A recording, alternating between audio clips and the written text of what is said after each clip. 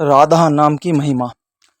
एक बार एक संत जी किसी गांव के निकट आश्रम पर भागवत की साप्ताहिक कथा कर रहे थे।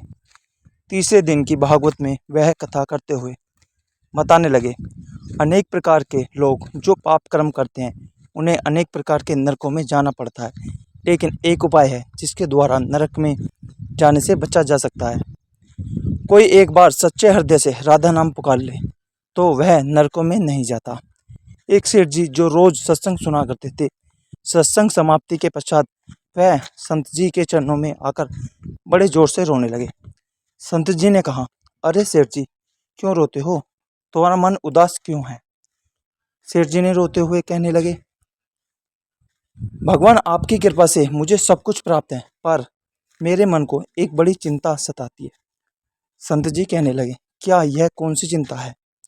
सेठ जी कहने लगे, आज आपने भागवत कथा में नरकों का वर्णन किया है और वर्णन करते हुए बताया कि जीवों को अनेक पापों से नरकों की प्राप्ति होती है, लेकिन एक उपाय है जिसके द्वारा नरकों में जाने से बचा जा सकता है।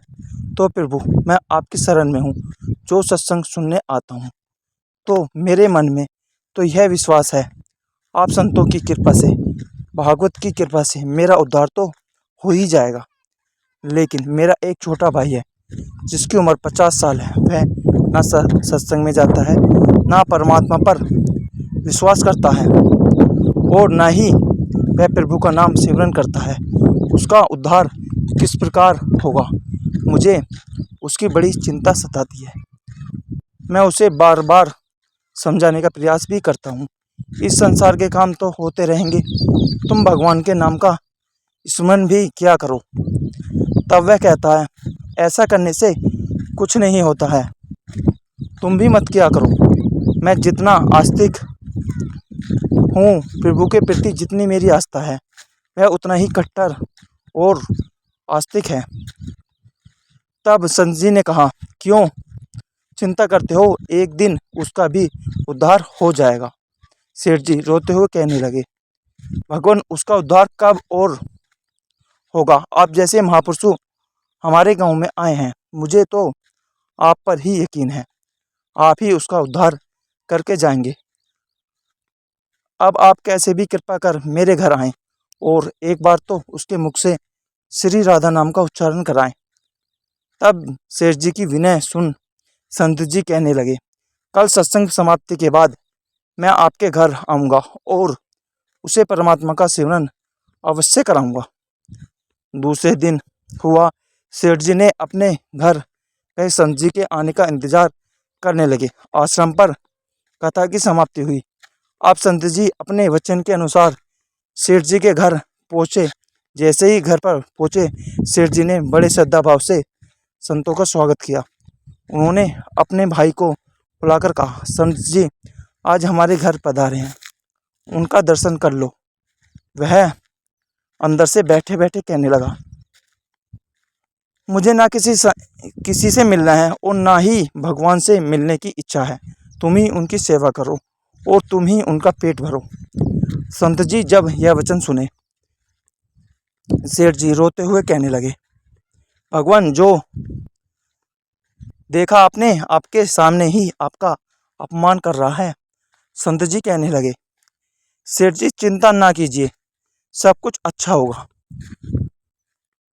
आप सेठ जी को दिलासा देते हुए संत जी पलंग से उतरे और उसके भाई के कक्ष में आ गए और उसके कंधों पर हाथ रखकर कहने लगे, और बताओ आज तक कितना कमाया? संत जी को इस प्रकार अपने नज़दीक देखकर कहने लगा, अपना हाथ मेरे कंधों से हटाओ। मैं ना संतों को मानता हूँ, ना भगवान को मानता हूँ। लोग जितने आस्तिक होते हैं, मैं उतना ही कट्टर नास्तिक हूँ। मैं भगवान को नहीं मानने वाला हूँ। आप मेरे नज़दीक क्यों हैं? संत जी कहने लगे, मैं तो अपना काम करने आया हूँ। संतों का काम होता है लोगों का उद्धार करना। आज तुम्हारे उद्धार का कार्य मिला है तो अवश्य करके ही जाऊंगा। वह सेठ का भाई भी बड़ा कट्टर था। वह कहने लगा, आपको किसी का भी उद्धार करना है कर लीजिए, पर मेरा उद्धार आप नहीं कर सकते। मैं कुछ भी नहीं करने वाला हूँ। सेठ के भाई को देखकर संत जी मुस्कुराकर कहने लगे, एक बार राधे राधे बोल दो। वह सेठ जी का भाई कहने लगा, मैं कुछ नहीं बोलूँगा। सेठ जी ने फिर कहा, राधे राधे बोल दो। वह कहने लगा, नहीं कहूँगा। फिर संत जी ने कहा, राधे राधे बोलो। वह कहने लगा, मैंने कहा ना, मैं नहीं बोलूँगा। तब संत जी पुनः सेठ जी के पास आए और कहने लगे, अब आपने मेरे ऊपर यह जिम्मा सौंपा है, अब मैं जैसा करूँगा आप बीच में नहीं आना। आप सारे परिवार वाले बाहर जाकर बैठ जाओ, जब तक मैं आपको बुलाऊं नहीं। एक भी परिवार वाला इस कक्ष में ना आए। अब इस प्रकार सेठ जी अपने परिवार सहित बाहर आकर बैठ गए। अब कक्ष में सिर्फ संत जी और सेठ जी का भाई था। संत जी ने पुनः प्रेम से कहा, अरे भैया एक बार राधे राधे बोल दो। फिर कहने लगा, मैंने आपसे मना किया ना, मैं नहीं कहता हूँ, ना भगवान को मानता हूँ। भगवान की बातें मानता हूँ, मैं कट्टर नास्तिक हूँ। संत जी ने पुनः उसे प्रेम से हंसते हुए कहने लगे, मैं अगर निश्चय कर लिया कि तुम्हारे मुख से राधा नाम सुनकर ही जाऊंगा, तो पक्का समझ लेना कि तुम्हारे मुख से राधा का नाम निकलेगा ही। वह कहने लगा, आप कितना भी प्रयास कर लो, मैं एक बार भी नाम नहीं लेने वाला हूँ। अब संत महापुरुष होते तो बड़े दयालु हैं, पर लीला मात्र उन्होंने ऐसा किया। उसे सेठ के भाई का हाथ पकड़ा और हाथ पकड़कर जोर से घुमाने लगे। 50 साल का वृद्ध अवस्था थी। संत भी वृद्ध थे, पर संतों के अंदर भक्ति का तेज होता है। उन्होंने जोर से उसके भाई का हाथ घुमाया, मरोड़ दिया। फिर कहने लगे, कहो राधे राधे। वह कहने लगा, नहीं कहूँगा। अब तो संत जी जोर से हाथ घुमाकर सेठ को जमीन पर पटक दिया और खुद उसके पेट पर चढ़कर बैठ गए।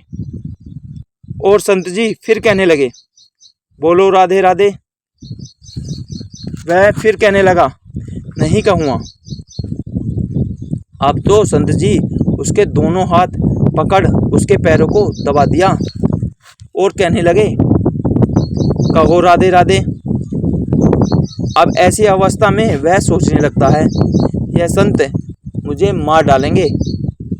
तब उसने बिना इच्छा के एक बार ऐसे ही कह दिया, राधे राधे। जैसे ही उसने राधे राधे कहा, संत जी ने उसके हाथ पैर खोल दिए। उस बंदे को छोड़कर बाहर आकर कहने लगे, सेठ जी आपका कल्याण हो गया, आपके भाई का भी कल्याण हो गया। सेठ जी कहने लगे, अंदर में बहुत तेज आवाज आ रही थी। तब संत जी कहने लगे, आपने काम ही ऐसा दिया था। आपने कहा वह नास्तिक है, कभी कुछ बोलना ही नहीं है। आज आपके भाई ने राधे राधे का नाम उच्चारण कर लिया है, इसका कल्याण हो गया। अब मैं जा रहा हूँ, कल से पुनः मेरी कथा है। अब मैं संत जी को अपने स्थान पर लौट आए। सेठ जी का भाई जमीन से उठकर अपने भाई से कहने लगा, यह कैसे संत हैं, मुझसे झगड़ा करने आ गए, मेरे ऊपर चढ़कर बैठ गए और कहने लगे, अगर राधे राधे का नाम उच्चारण नहीं करोगे तो मैं तुम्हारे ऊपर ऐसे ही बैठा रहूंगा। अब उसकी बात सुन सेठ जी तो हंसने लगे। वह हंसते हुए भगवान को धन्यवाद देते हुए कहने लगे, प्रभु आपके संत भी बड़े दयालु हैं, खुद कष्ट सहकर भी लोगों का कल्याण करते हैं। समय व्यतीत होता गया। मुश्किल से 5-6 महीने गुजरे होंगे। अचानक एक दिन छोटे भाई का देहांत हो गया। शरीर समाप्ति के पश्चात आत्मा शरीर से अलग हो जाती है। वह आत्मा ही ऊपर यमराज के पास जाकर सारे हिसाब किताब देती है। अब इस व्यक्ति का हिसाब किताब खोला गया। यमराज ने चित्रगुप्त से कहा, जो आज इंसान हमारे पास लाया गया है, इसका हिसाब क्या है। चित्रगुप्त कर्मों का हिसाब देखकर बताने लगा, भगवान, इसने अपने जीवन में कभी परमात्मा का नाम सिमरन नहीं किया है, सदा पाप ही पाप किए हैं, इसे तो सीधे नरक भेज दिया जाए। अभी यमराज के आदेश अनुसार जैसे ही उसे नरक भेजा जा रहा था, तभी चित्रगुप्त ने कहा, भगवान, एक बात और है। यमराज जी ने कहा, कौन सी बात? चित्रगुप्त ने कहा, भगवान, एक बार संतों के कहने पर इसने राधा नाम का उच्चारण किया था। अब एक बार राधा नाम का उच्चारण चित्रगुप्त ने कहा, भगवान, एक बार संतों के कहने पर इसने राधा नाम का उच्चारण किया था। अब एक बार राधा नाम का उच्चारण। यमराज ने चित्रगुप्त से कहा, थोड़ी देर तक रुकें, इसका हिसाब किया जाएगा, इसके बाद ही इसे नरक में भेजा जाएगा। यमराज ने पुनः चित्रगुप्त से कहा, जल्दी से इसका हिसाब दिखाओ, और कहीं इसने परमात्मा का नाम उच्चारण तो नहीं किया है। चित्रगुप्त ने फिर से पुनः सारा हिसाब देखा और देखकर कहने लगा, भगवान, इसने एक बार जो नाम उच्चारण किया है वह संतों के डर से किया था, पर एक बार राधा नाम का उच्चारण क्या है जीवन पाप में। अब क्या किया जाए? तभी इस इंसान ने से पूछा, एक बात बताओ, हमें तुम्हें पहले राधे नाम उच्चारण का फल दें या तुम्हें नरक में भेज दिया जाए? तब वह भगत हाथ जोड़कर कहने लगा, भगवान, नरक में तो जाना ही है, इससे अच्छा है आप मुझे एक बार राधा नाम उच्चारण का फल दे दो, फिर मुझे जहाँ चाहे भेज देना। अभी यमराज जी अपनी पुस्तक खोलकर देखने लगे कि एक बार राधा नाम उच्चारण का फल क्या है। उन्होंने सारी पुस्तकें खोल दी, पर उन्हें कहीं फल दिखाई नहीं दिया। तब वे विचार करने लगे, एक बार राधा नाम का उच्चारण का फल तो मुझे पता ही नहीं है। तब वह अपनी शंका के निवारण के लिए उसे अपने साथ लेकर स्वर्गलोक में आ गए। स्वर्ग में आकर यमराज ने इंद्रदेव से कहा, इंद्रदेव, मुझे बताइए, एक बार राधा नाम उच्चारण करने का क्या फल है? तब इंद्रदेव ने बहुत प्रयास किया, पर उन्हें भी इसका फल पता नहीं चला। तब वह सब देवता मिलकर ब्रह्मदेव के पास आए। ब्रह्मदेव ने जब उन सबको देखा, तब ब्रह्मदेव ने उनसे पूछने लगे, यह आपके साथ इंसान कौन है? तब इंद्रदेव कहने लगे, भगवान, इसने एक बार राधा नाम का उच्चारण किया है, बाकी सारा जीवन इसने पाप किया है। हमें तो पता नहीं एक बार राधा नाम उच्चारण का फल क्या है, इसलिए हम आपके पास आए हैं। तब ब्रह्मा जी ने भी बड़ा प्रयास किया, राधा नाम उच्चारण का फल क्या है, अब उन्हें भी पता नहीं चला। तब ब्रह्मदेव कहने लगे, हम सब मिलकर इसे अपने साथ लेकर भगवान शंकर जी के पास चलते हैं। तब वह भगवान शंकर जी के पास पहुँचे। भगवान शंकर जी से प्रार्थना कर कहने लगे, हे महादेव, इस इंसान ने सारा जीवन पाप किया है, बस एक बार संतों के कहने पर राधा नाम का उच्चारण किया है। अब आप बताइए, एक बार राधा नाम का उच्चारण का क्या फल मिलता है? तब महादेव जी ने बड़ा प्रयास किया, पर वह भी राधा नाम की महिमा की बात नहीं सके। तब शंकर जी कहने लगे, अब हमें भगवान श्री कृष्ण के पास चलना पड़ेगा, क्योंकि वही राधा तत्व को जानते हैं। ऐसा सोचकर सब देवी देवता भगवान शंकर के साथ मिलकर उस इंसान की आत्मा को लेकर भगवान श्री कृष्ण के गोलोक धाम में पहुंचे। गोलोक धाम में भगवान श्री कृष्ण राधा जी के साथ अपने आसन पर विराजमान थे। भगवान श्री कृष्ण ने सब देवी देवताओं का सम्मान किया और उनसे पूछा, आज अचानक से आने का कारण क्या है? तब भगवान शंकर हाथ जोड़कर कहने लगे, हे भगवान, यह इंसान इस धरती से लाया गया है। इसने अपने जीवन में अनेक पाप किए हैं, पर एक बार राधा नाम का उच्चारण किया था।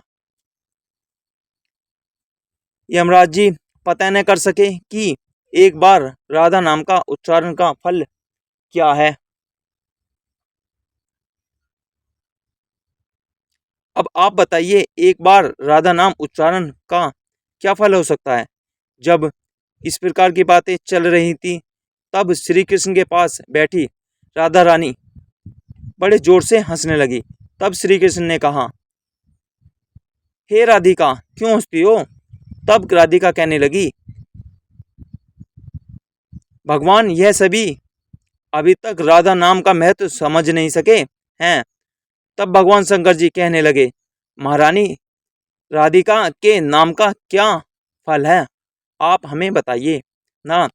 तब राधिका जी कहने लगी, हे महादेव, आप खुद सोचिए, इस व्यक्ति ने एक बार राधिका के नाम जपने से स्वर्गलोक की सैर करके आया, ब्रह्मदेव का ब्रह्म लोक में दर्शन करके आया, आपके महादेव लोक में आपको इसने दर्शन किया।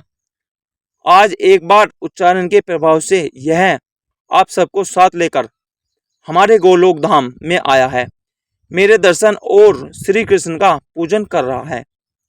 इससे अधिक ज्यादा नाम का और फल क्या हो सकता है।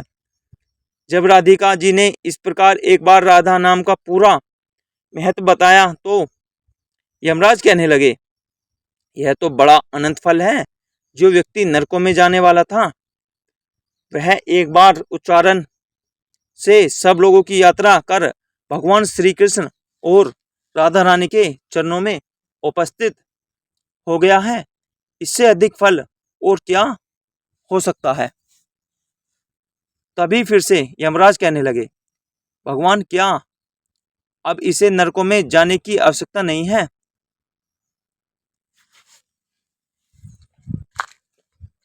तब श्री कृष्ण जी कहने लगे, हे धर्मराज, जिसने एक बार राधा रानी के चरणों का दर्शन कर लिया है, वह तो कभी नरक में जा ही नहीं सकता। तब वह भगत जो वह वहां पर राधा रानी के दर्शन कर रहा था, वह कहने लगा, महारानी, मैं तो संतों के बहस कर आपका राधा नाम का उच्चारण किया था, पर जो सच्चे हृदय से आपका नाम का उच्चारण करते हैं, उन्हें तो जीवन में कोई बहाना नहीं है। वह तो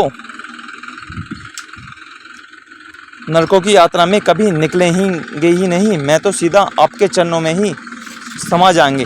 तो इतना महत्व है एक बार नाम के उच्चारण का, तो सच्चे हृदय से जो एक बार इस प्रकार का राधे राधे श्याम मिला दे, तो राधे नाम का उच्चारण करते हैं, परमात्मा का साक्षात दर्शन हो जाता है। राधे राधे। अगर आपको वीडियो पसंद आई हो तो हमारे चैनल को सब्सक्राइब करें।